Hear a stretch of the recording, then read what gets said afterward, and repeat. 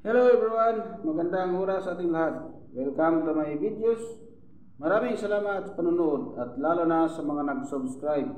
Thank you guys. At kung bago ka pa lang dito sa aking videos, huwag kalimutan mag-like, comment, share, and subscribe para updated ka sa aking mga bagong upload na mga videos na mayroong magagandang kasaysayan at talaga tungkol sa ating mga barya.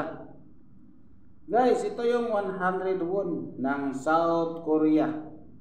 Mayroong taon na 1987. So bago ang lahat guys, bago tayo pumunta doon sa ating Siring Online guys, dahil naglalakihan ang nakadisplay doon, tapusin muna natin ang kanyang features. Dahil napaka-importante rin na malaman din natin ang tungkol dito sa baryang ito guys ng South Korea. Ito yung features niya guys, ang issuer ay South Korea, period, Republic, 1948. Mayroon siyang type na standard circulation coin.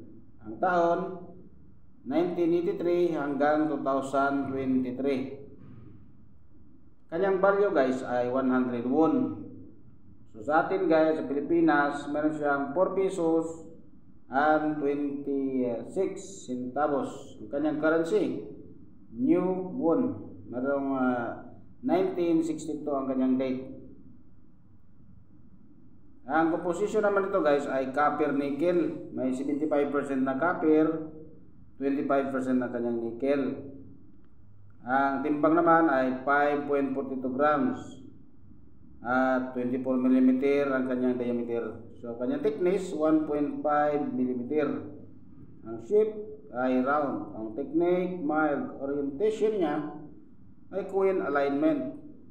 Meron siyang number na in number 1052.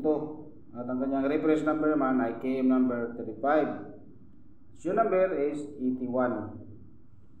So ito yung covers natin guys.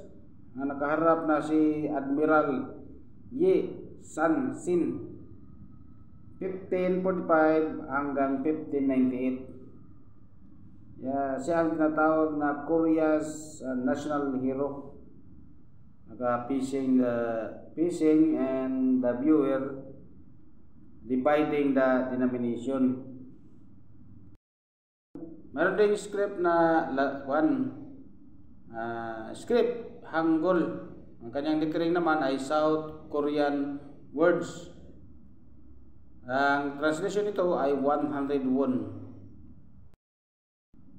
At ito naman ang ating likuran guys, ang reverse, the value above the issuer name and below the date. Ang kanyang script ay Hangul. May lettering siya na 1987, 100 South Korean words. Translation, Bank of Korea. Age, I read it. Meant, Korea Minting and Security Printing Corporation.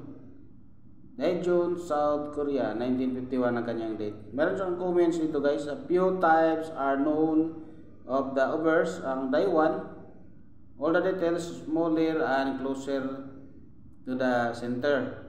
Ang Day 2 naman, all details a bit larger and farther from the center. Meron siyang Day 3 din.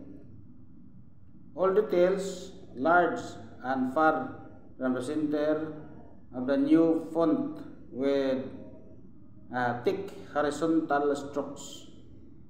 So ito yung ating 1987 guys. Meron siyang 13% sa 170 million kapiraso or examples.